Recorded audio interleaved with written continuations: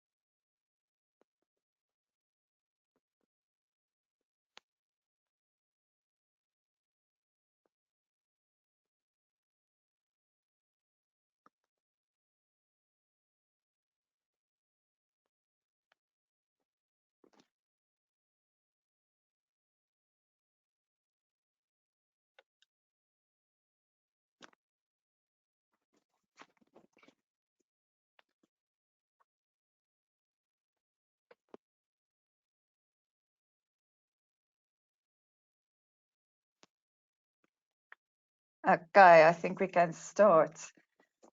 So again, good morning, everyone. My name is Ilse Stickling. I'm then the Education Specialist for History and Geography. During this session, if we experience any technical difficulties or so forth, you might also hear the voice of my colleague, Charlene Krause. If you are struggling to hear me during this session, please make sure that your audio is on and that your speaker's volume is up. During the session, you will also automatically be muted. Then the session is going to take the full hour, so please, if you have any questions, that you can just please type it in the question box. And then just also please put your email address there so that we can give you answers directly after the sessions. And then on the right-hand side of the screen, you will see that you can download the documents. Vir die Afrikaanse mense, die Afrikaanse PowerPoint is ook daar. So dit kan jy net aflaai.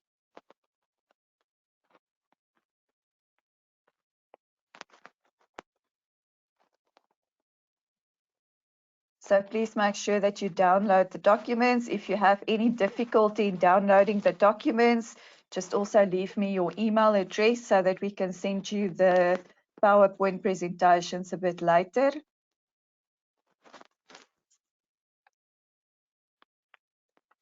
During this session, I'm also going to explain some of the content in Afrikaans so that the Afrikaans learners can also understand some difficult content.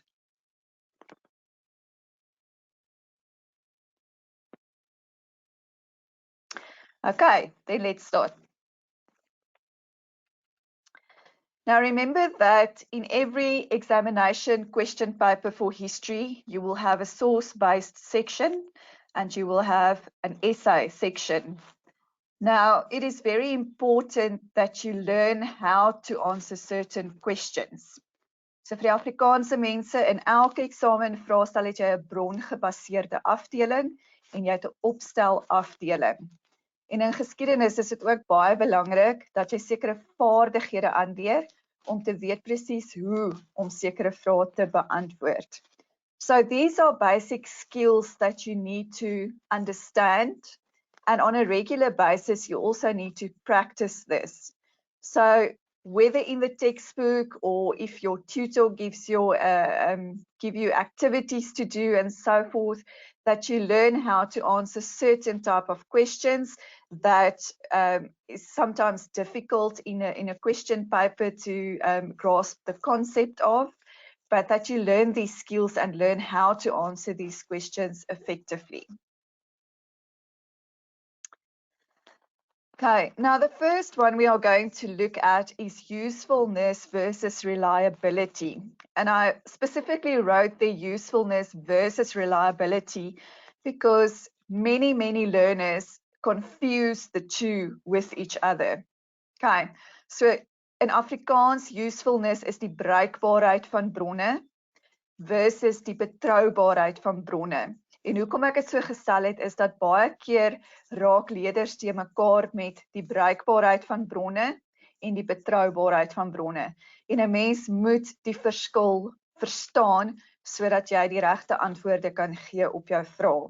So you need to understand the difference between usefulness and reliability so that you don't confuse the two with each other and unnecessarily lose marks for this.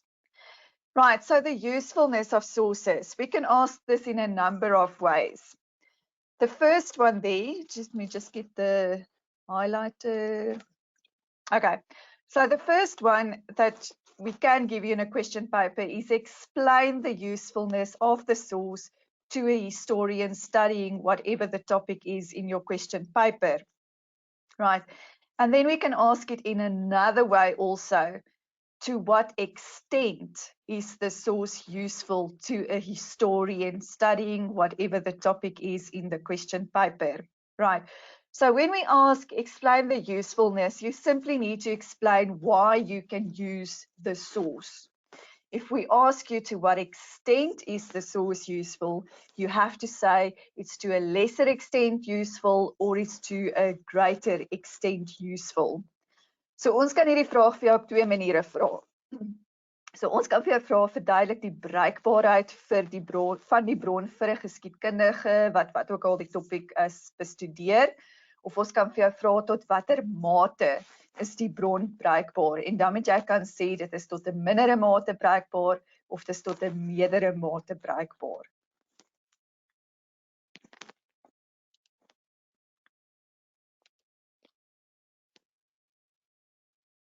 Okay, now if we look at the usefulness of sources.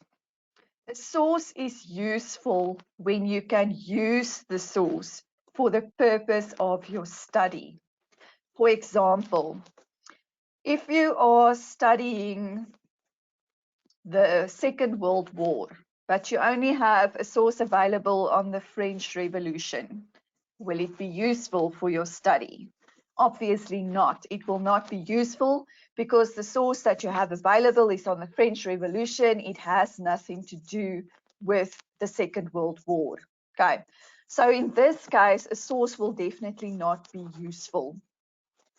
Now, if we can ask you in a question paper, explain the usefulness. Explain the usefulness. You will need to explain how the source is useful to your study with relevant examples from the source.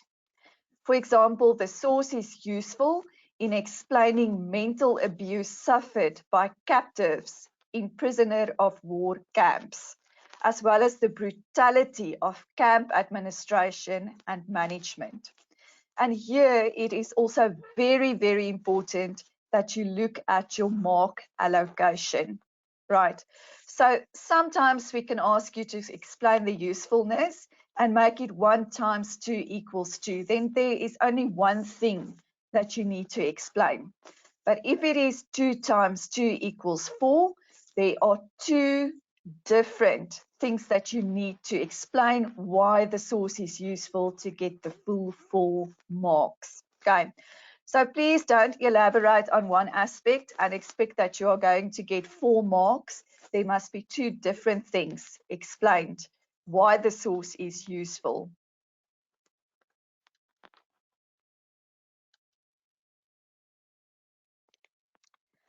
Okay, now we can ask you, to what extent is the source useful?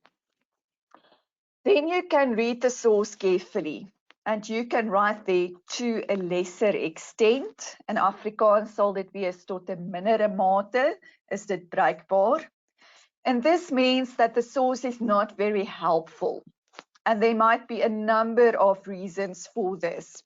For example, there are limited information available. It doesn't give you the full answer that you need. The facts are very limited, or it focuses only on one aspect instead of more aspects that you need to focus on to get a proper answer, right? Or you can write to a greater extent. So in other words, this source is more helpful. It can be very helpful. There can be extended facts, more than one fact. It gives you quite a lot of information to help you answer your question or to help you with your study. So it gives more information.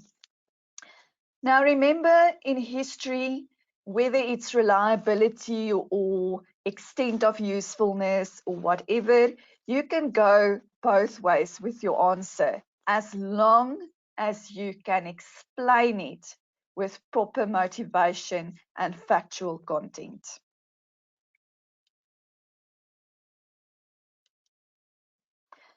Okay, then just again for the Afrikaans learners, to a lesser extent, tot 'n mindere mate.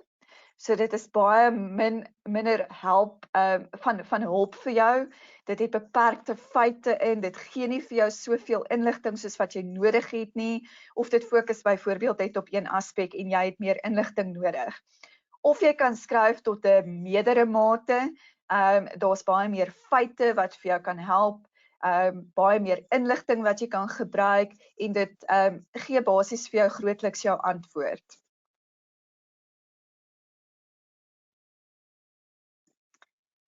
Okay, then for usefulness again, please again look at your mark allocation.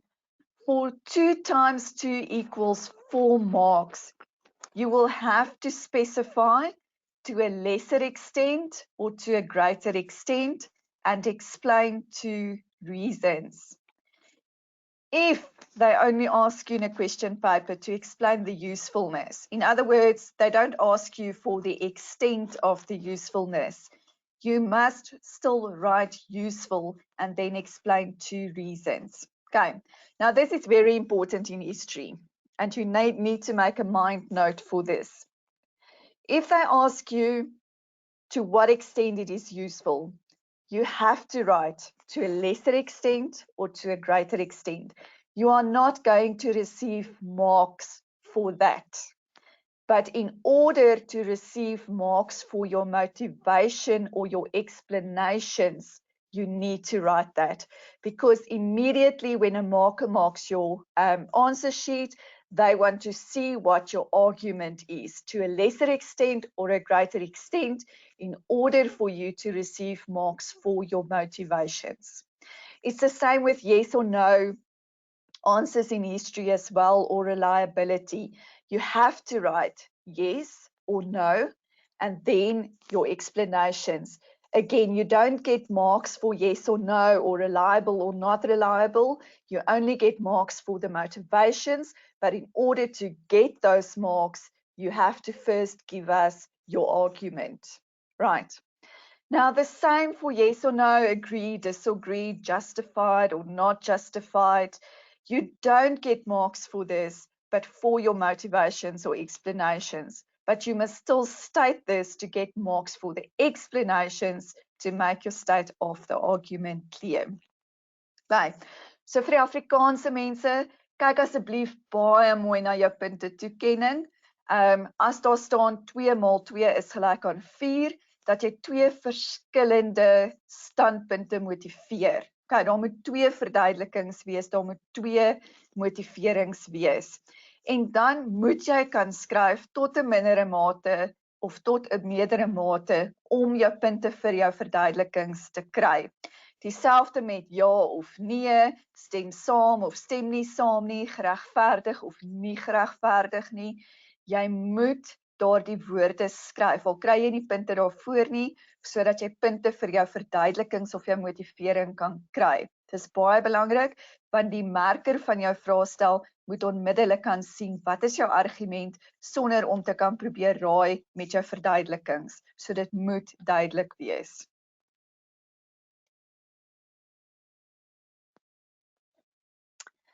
Okay, so that was usefulness of sources. Can I use the source for what I am studying. Then also, to what extent is a source useful? It's not at all useful, it's to a lesser extent useful, or it's to a greater extent useful. Right. Now, reliability of sources. In Afrikaans, betrouwbaarheid van bronne. Reliability. Just think about friendship. Can you rely on your friend? In other words, can you trust your friend?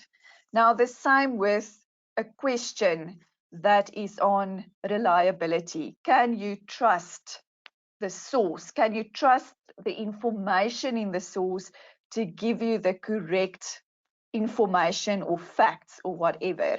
Right. So then you also need to write, yes, the source is reliable, or no, the source is not reliable. Again, you don't get marks for this, but you get marks for the motivation or the explanation thereof. Right.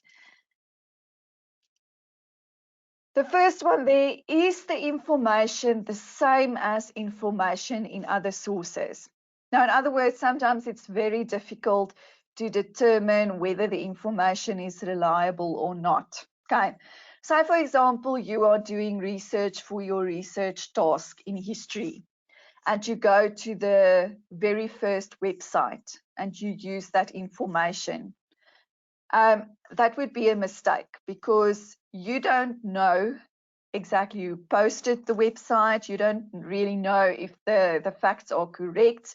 If you think about Wikipedia, these days they also have a written in section where they say that if you disagree with the facts or you want to add information or so forth, you must just give them the correct information, because you cannot always trust all the information in the sources. So one way in which you can determine whether the information is reliable, that you can trust the facts as being true, is to compare the information with information in other sources. That's why you need to go from one website to a next website to a next website. Do not use the first best website that you can get, but always compare your facts with other websites to see if they all say the same thing. And then obviously, if the facts are the same, you can consider the sources as being reliable, because it is proven in other sources as well. Goed. So baie belangrik is dat jy altyd die inligting moet kan vergelyk met inligting in ander bronne. So maak seker van jou feite. Jy kan nie net altyd die eerste webwerf wat jy kry gebruik nie. Dit is waarskynlik deur iemand geskryf wat dalk niks weet nie, of 'n eie opinie het, of wat ook al. So die beste om betroubaarheid te verstaan is om dit te vergelyk met ander bronne, om seker te maak die feite stem ooreen in hierdie bron met ander bronne ook. So in a question paper, in a source-based question, you can basically then compare the information with information in other sources. So say, for example, you compare the information in source 1C with the information in source 1A.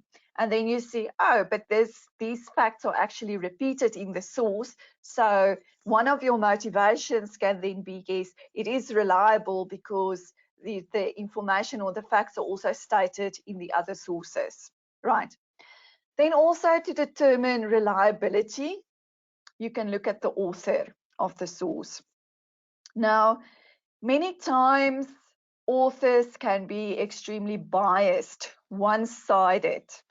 And that can be quite dangerous and unreliable, because this is when people write about their own feelings and their own experiences, and that's not always correct. So imagine you are in a car accident, and obviously you will have a different perspective than the other driver, for example. Bystanders will give another version of what happened during the accident. So then it is hard to determine what information is trustworthy or reliable. Now, remember that biased information or one-sided information can, however, be useful information in history. For example, if you want to know what people felt during the Second World War, people in concentration camps, for example, then we can use diaries and we can get information, although it is biased, to know what people felt during this time. And this can give us valuable, useful information. But in another sense, this information might not be reliable. Reliability equals facts, proven facts, right? But then again, if the author is a historian and he is not writing from a biased or a one-sided perspective, but from years of research and putting facts together and obviously comparing the facts with other sources and so forth, then you can find the information as being reliable, right? So one of the motivations to actually see whether a source is reliable, compare information with other information in sources. Another way, look at the author of the source. So for example, it is from a textbook or whatever, then it is more reliable than when it's from a diary, from someone's opinion. Another way to determine reliability is to look at the date, right? Sometimes in sources, they give you dates. And then you have to know what happened on that specific date. Then you can ask yourself, did those events really happen on that specific date? If there were any eyewitnesses there, you can also use that information, but now you also need to determine whether the eyewitness was giving an objective account of what happened, right? Because sometimes people will tell stories to promote one side of something instead of being objective. Now, remember, as historians, we need to be objective. We need to take our own emotions out of everything, and we need to write it from an objective point of view. So we have to always work with factual content. That's why when we write essays and so forth as well, and we will later come to that, we cannot use I, us, we, or whatever. We have to stick to facts, what really happened, because we need to be objective. We cannot take sides. We have to give the history in factual content as it is. Goed, so vir die Afrikaanse mense, jy kan om betroubaarheid te bewys, jou feite in sekere bronne gaan vergelyk met feite in ander bronne, kyk of dit ooreenstem. As daar 'n ooreenstemming is van feite, dan maak dit meer betroubaar. Dan 'n tweede ding is waarna jy kan kyk is na die outeur. Goed, die skrywer van die bron. Was die skrywer eensydig, het hy sy eie opinie of gevoelens gegee? Onthou, dit kan ook bruikbaar wees, nê? As ons wil weet hoe iemand gevoel het in 'n konsentrasiekamp tydens die Tweede Wêreldoorlog of wat ook al, maar dit is nie noodwendig betroubare inligting nie, want hierdie persoon praat van sy eie ervaring, reg? Ons moet kyk dat die outeur van die bron of die skrywer van die bron objektief is. Met ander woorde, hy moet vir ons waardevolle feitelike inligting kan gee. En dit is die ding van geskiedkundiges ook. As jy geskiedkundige is, dan moet jy objektief feite kan deurgee. Dan 'n derde ding waarna jy kan kyk is datums. Daar moet jy jou inhoud ken. Jy moet kan weet, dit het gebeur op daardie datum. Want baie keer sal mense vir jou sê, ja, op daardie datum het dit gebeur, of wat ook al, en dan het dit nie gebeur nie. Of hierdie storie is nou vir soveel generasies oorgedra en dit het sterkies bygekry en feite het verlore gegaan, dat dit net nie meer betroubaar is nie. Goed.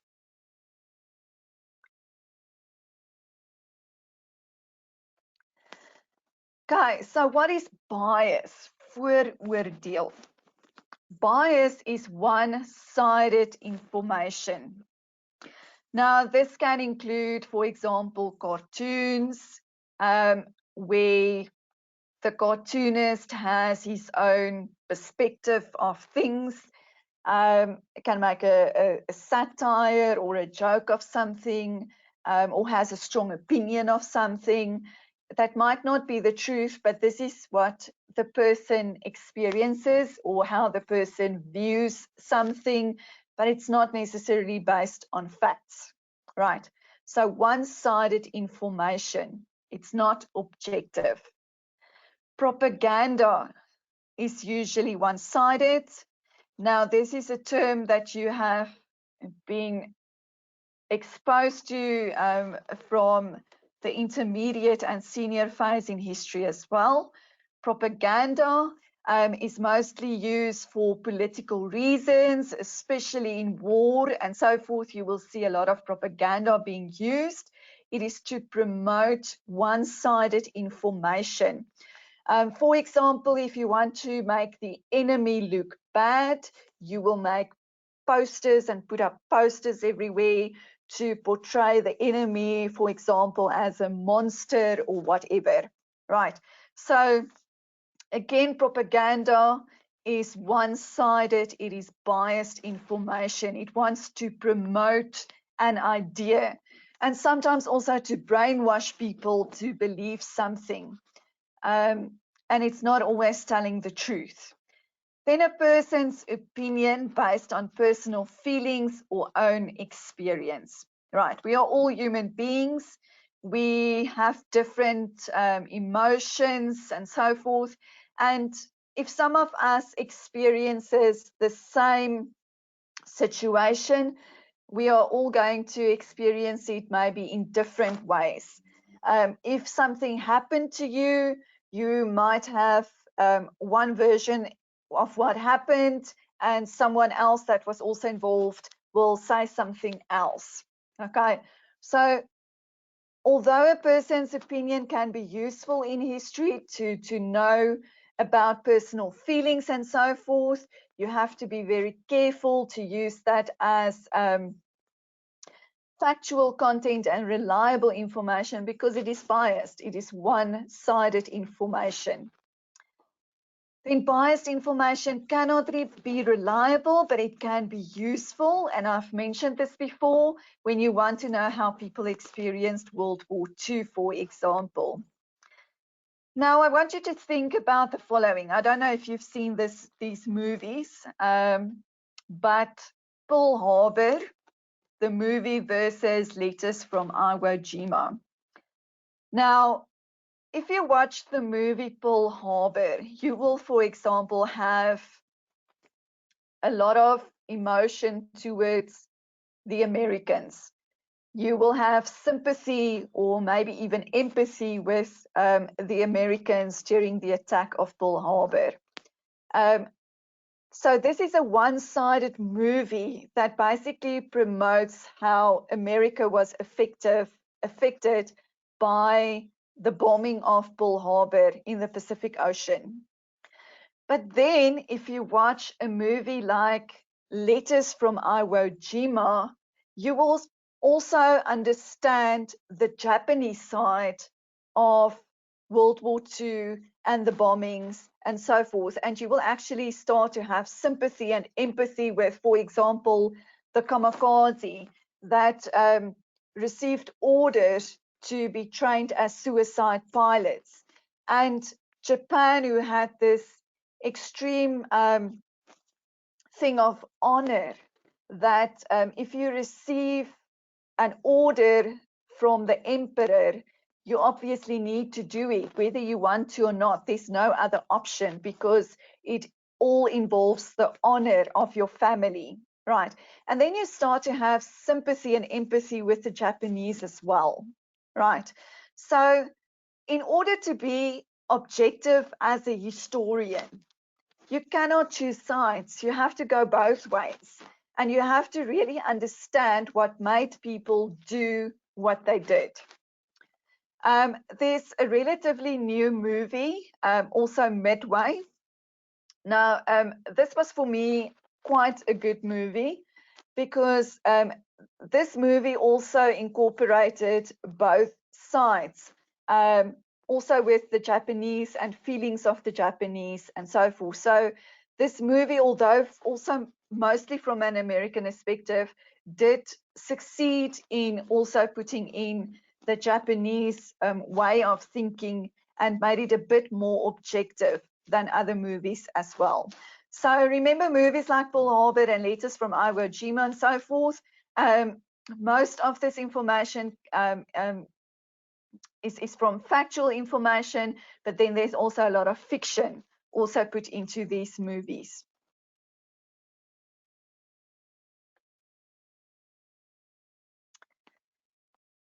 Okay, now paragraph writing, where many of you lose marks.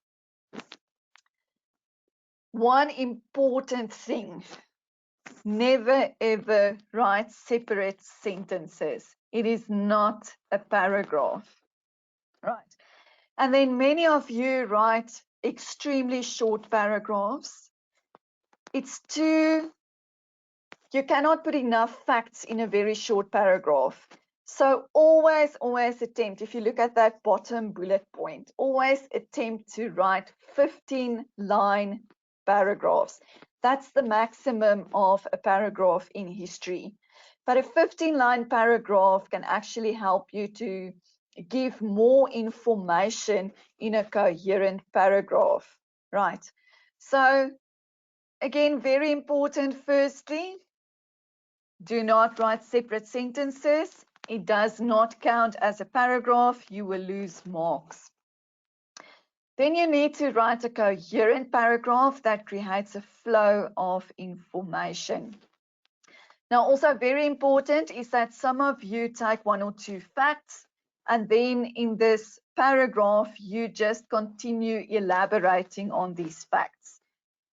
The secret to a good paragraph is that you have to put in a lot of different facts. Make sure that you create a flow between these facts so that it reads basically like a story.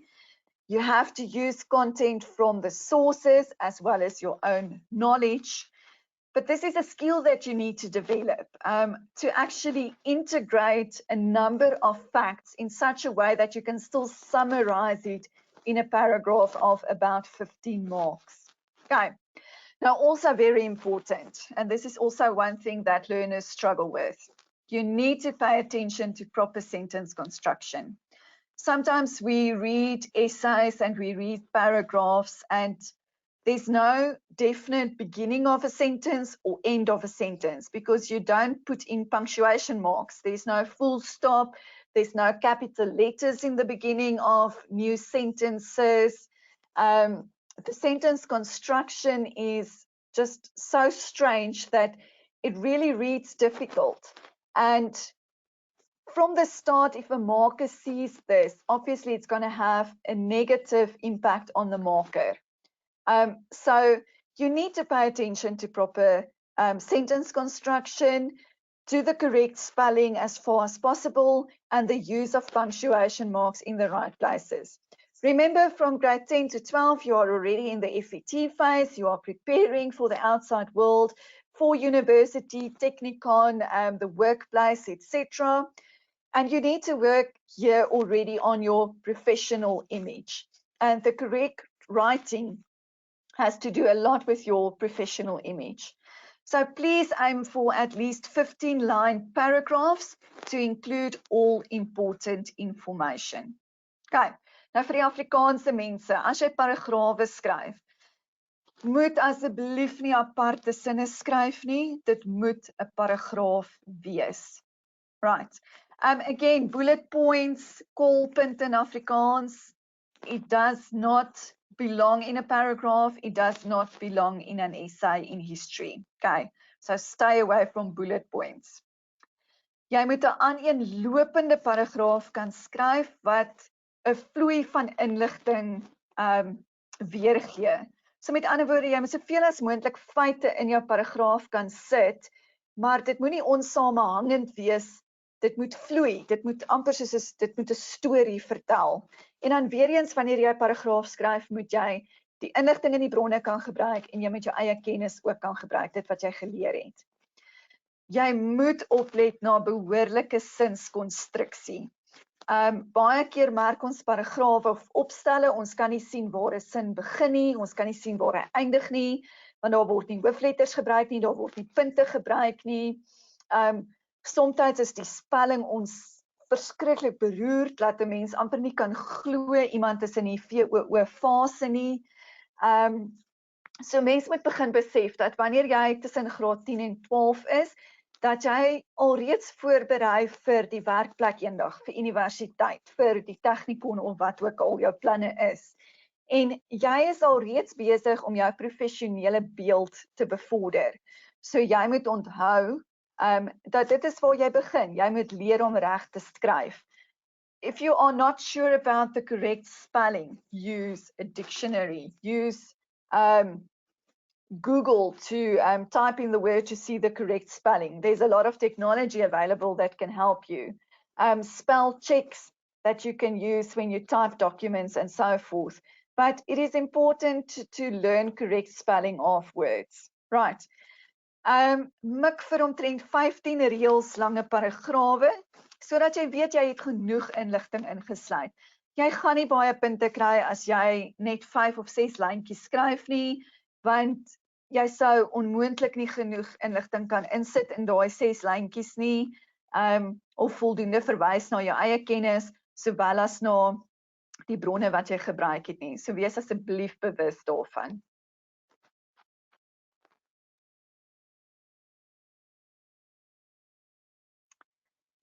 Okay, paragraph writing continue.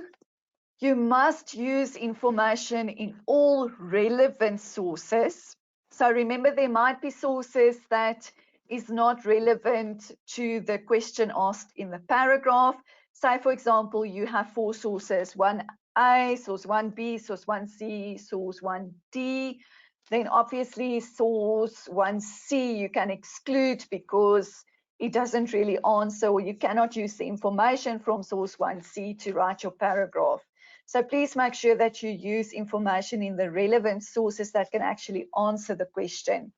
And then also use your own knowledge. Remember, that is what you learned from your textbook or whatever. Refer to the sources in your paragraph. Okay. For example, use the sources and your knowledge to write a paragraph on Rasputin's influence on the Romanovs. Okay, this is just an example question. Now you can start to write. Rasputin was best known for his role as a mystical advisor to Tsar Nicholas of Russia. Then in brackets, you can write source 1A. Now the marker can see that you actually use the sources. Then the next sentence. He entered the court of Tsar Nicholas II because of his alleged healing abilities. Then again, you can write source 1B in brackets. The marker again sees that you are actually using the relevant sources. And then you put in a bit of your own information that you've learned. Empress Alexandra believed that Rasputin could heal their son, and his influence at the time was limited. And then you continue with this paragraph. So again, sorry, you refer to the sources and you use your own information as well. Okay. So paragraph writing, another thing that you need to know is that many times you are unprepared for your essays and you start to use the information in the sources, in the source-based section, to help you with your essay writing. You are never allowed to do that, okay? So you cannot use the information in the source-based section, in the sources, to write your essays, because then we know you are not prepared for your essays. Okay, so very important also just to take note of that.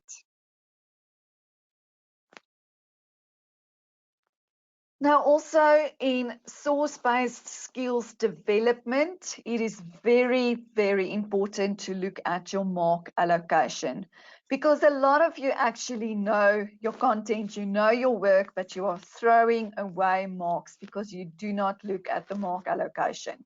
Okay. So vir die Afrikaanse mense, jy moet kyk na jou punte toekenning. Baie van julle gooi onnodig punte weg, want jy kyk nie na die punte toekenning aan die einde van elke vraag nie. Right. Now, in history, we give you marks like this. Okay, now if we ask 1 times 1 equals 1, that means we actually just want one short, brief answer for 1 mark. And this would usually be a name or identify type of question. It's a very short answer for 1 mark. Okay. Then we can also give you 1 times 2 equals 2. Now, this is a longer answer where you briefly need to discuss something, you need to give a definition of a word. So this is a brief explanation for 2 marks. So now you cannot just name one thing, you actually have to explain that one thing for 2 marks. So, for example, define, explain briefly, briefly discuss, a short explanation or a definition. For example, Japan was an empire ruled by Emperor Hirohito before and during World War II. So now you get your 2 marks for that brief explanation.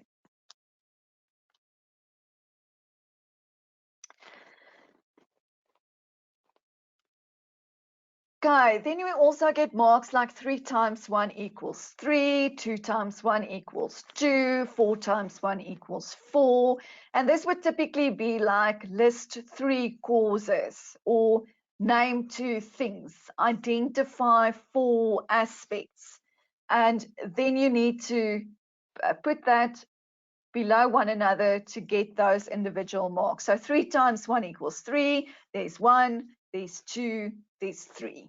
So now it is 3 times 1, you get 3 marks for that. So please look at your mark allocation. And then again, to make sure, this is very important, and I need you to take note of this.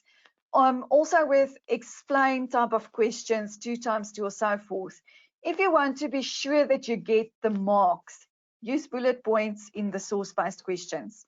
Remember, you are not allowed to use bullet points in paragraphs. You are also not allowed to use bullet points in essays. But in all other questions, answers in the source-based, you can use bullet points. And this also helps you to keep track of how many answers you actually gave to your question.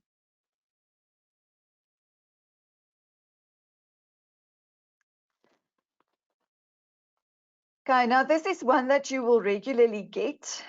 This is mostly your higher level type of questions. So the mark allocation continues. So 2 times 2 equals 4. Now this is one of the things that many learners struggle with, right? This can include explain, discuss, analyze, evaluate, compare sources with one another. How does source 1A support source 1C, etc. And then you will see 2 times 2 equals 4. So that is 2 aspects that need to be explained. Right.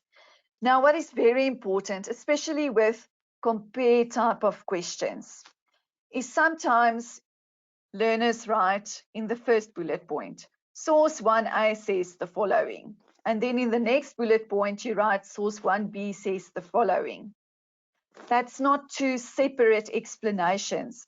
That is one explanation that you made across 2 bullet points. So you are only going to receive 2 marks instead of 4 marks. So please make sure that if there is a comparison question, that you write 2 distinct comparisons between the sources. For example, source 1A mentions that propaganda was widely used during World War I, and source 1 sees a propaganda poster from the First World War. So that is one comparison for 2 marks.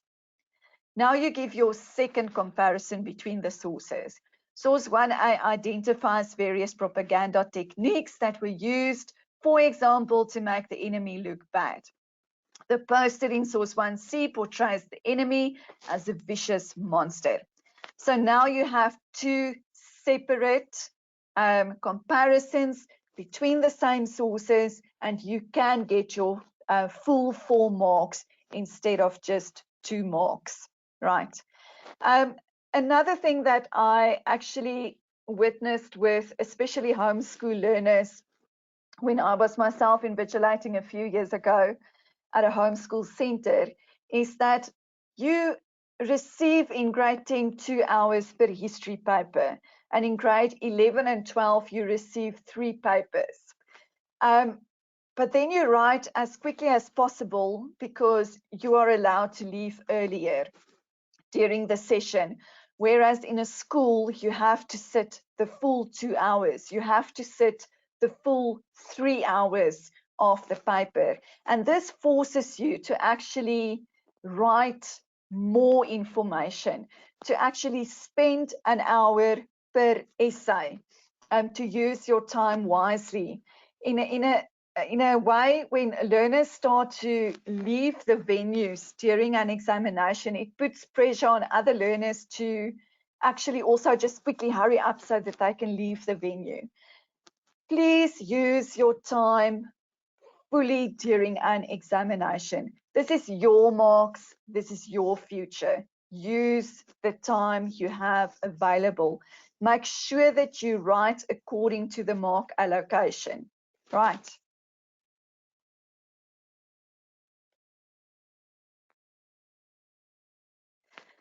Okay, let's start with essay writing basics. Now, essay writing is also skills development.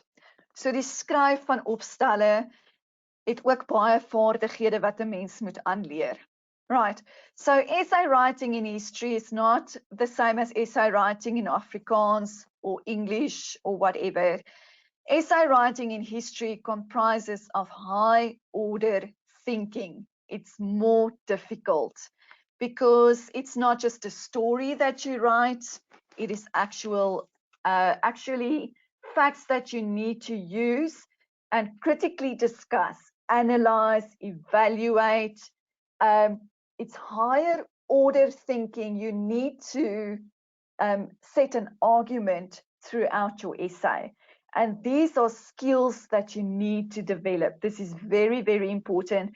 And this is not going to be correct from the first time. It's something that you need to practice often to get the feel of writing a history essay.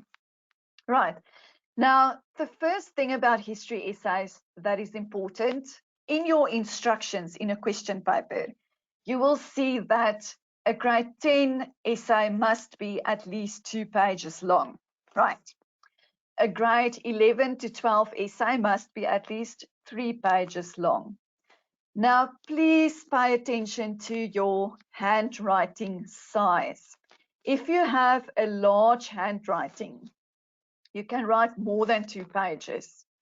Please do not write less than 2 pages. Remain on 2 pages. If you have a relatively small handwriting, you can go over to 3, even 4 pages if you have a bigger handwriting, but don't write too much. And we're going to come to that just now. The same with grade 11 and 12. If it says about 3 pages, you stick to 3 pages at least, especially if you've got a small, medium handwriting. But if you've got a large handwriting, then obviously you can go to 4 or 5 pages, but no more than that. Okay. If you write less than 2 pages, okay, I'm now concentrating specifically on the grade 10s. So if you write less than 2 pages, you will give the marker the impression that you have limited knowledge. Take note. If you write more than 4 or 5 pages, in grade 10, 4 pages, you will give the image to a marker that you are struggling to highlight the most important facts and to integrate the facts in an effective essay format. In other words, it gives the impression that you just cannot get to the point. Okay, so please, in the instructions, pay attention to the amount of pages that is required. Pay attention to your handwriting size. Okay.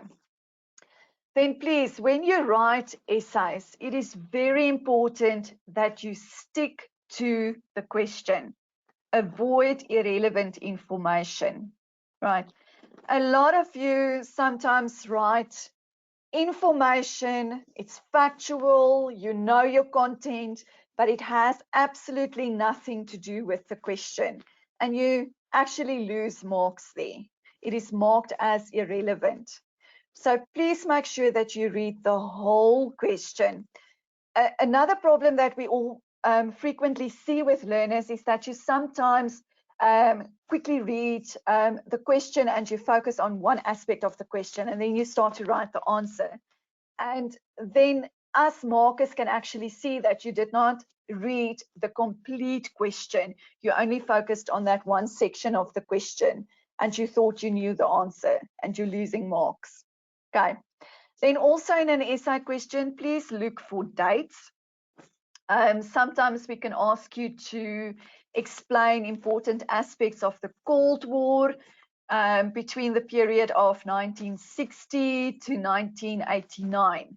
Then obviously if you start to write information from 1945 to 1959, we will mark that as irrelevant because it falls outside the dates that we actually provided to you in the question. So please make sure that if there are dates in the question, that you stick to that specific time frame in the question. Then again, as I said previously, please use your time available effectively. You have an hour per essay question. So please use that hour effectively. Do not rush an essay.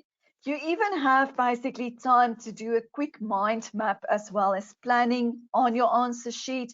And this will also help you to avoid irrelevant information, because in a mind map, you can make a cloud in the middle and say, this is the topic of my essay. And the first thing is the introduction. In the introduction, I'm going to focus on this and this and this. And then the next leg of the mind map is paragraph 1. I'm going to focus on this and this and that. Paragraph 2 on this and this and that. And then you can see in your mind map that there's a flow of information. And this will also avoid you from writing irrelevant information. Or maybe when you finished with the essay, you say, oh, but I forgot to put this into the essay. And this is very important. So with a mind map, before writing the actual essay, you can avoid these type of things. Remember that in history essays, there are no subheadings. Daar is nie subopskrifte in 'n opstel nie. And there are no bullet points or numbering in history essays. Daar's nie kolpunte of nummering in geskiedenisopstelle nie. Right. So please refrain from using subheadings, bullet points, or numberings in history essays. If I can refer quickly to a research task that you do in history where you have to focus on various things, you have to compile an index, but you have to write an essay. When you compile the index, it actually, you can just write there, the introduction is on page 1. Number 2 in the index, I focused on the political causes of the French Revolution. You can still do an index without subheadings in an essay. You can just highlight the most important content discussed on that specific page and put that into the index. Okay. Now, all essays must have an introduction paragraph, and your introduction paragraph can be a bit shorter than your other paragraphs. So here you can aim for at least 8 lines. You must have a body of paragraphs. Sometimes we see that you write a lot, but you don't leave lines open between paragraphs. It's very important that you leave lines open between paragraphs. And again, please, good sentence construction, good spelling, use of punctuation marks is very important. And when you write your essays, please aim for 10 to 15 line paragraphs. Okay. Another very important thing, don't cram a lot of facts into one paragraph. So please focus on one key point or one aspect per paragraph that you can elaborate on, and then you create a flow of information between the paragraphs. That means that your one key point in your one paragraph must connect with the next key point in the next paragraph in order to create a flow of information. Okay, you must write a definite conclusion, and here how I can help you is to say to you, imagine that you are a state prosecutor or a lawyer or attorney in a court. This is your last chance to convince the judge of your argument by summarizing the most important points in your essay and defending your argument. So again, higher order type of question. Okay, so please, throughout a history essay, remember you work with facts. You stay away from your own opinions. You defend your argument constantly by referring to factual content. Make the marker believe your side of the argument, whether you go this side or the other side, as long as you are able to defend your argument using facts. Very important, you are not allowed to use the terms as I, we, us in an essay. We see that a lot with apartheid essays, where a lot of you say, we were treated in this way or that way or so forth. Quite frankly, you were not there. You are a historian, you need to be objective, right? So please stay away from own personal opinions. You're a historian. I'm not asking you for your own opinion. Instead of using this essay is about, or in this essay I will discuss, because this sounds very primary school-like and not scientific, please use the statement made is valid or invalid because. Remember, in history, you can basically go both ways of an argument as long as you are able to defend your argument very well with facts. Okay. Then very, very important, I wonder if there are tutors also listening in, but this is very important. Please do not study pre-written essays for an examination based on the broad topic. Okay, this is very, very dangerous. You can study pre-written essays to see what an essay looks like. Okay, but please don't study an essay off by heart and write this as an answer to the question in the question paper, because you do not know what the question is going to be in the question paper. You only receive the guideline, the broad topic. The examiner can ask you anything within that broad topic. And if you actually study a pre-written essay, you are going to throw away marks. So rather study all your content very well, know your content so that you can sift your content when you read your question, and then please also practice your essay writing skills. There's a number of websites available that can help you develop writing history essay skills. There's one also that I gave you within your history study notes that's available on my inbox. Then finally, you need to develop in grade 10, 11, and 12. And this is not only for history, this is for other subjects as well. You need to develop higher order thinking skills. You need to go read up, ask your tutor or read up. What does critically discuss mean? What does evaluate mean? What does analyze mean? What does argue mean? Because sometimes we mark your essays and your parents are upset because of the low marks, because you know your content extremely well and you write a lot of facts in your essay. But if you read the question asks you to deliver an argument.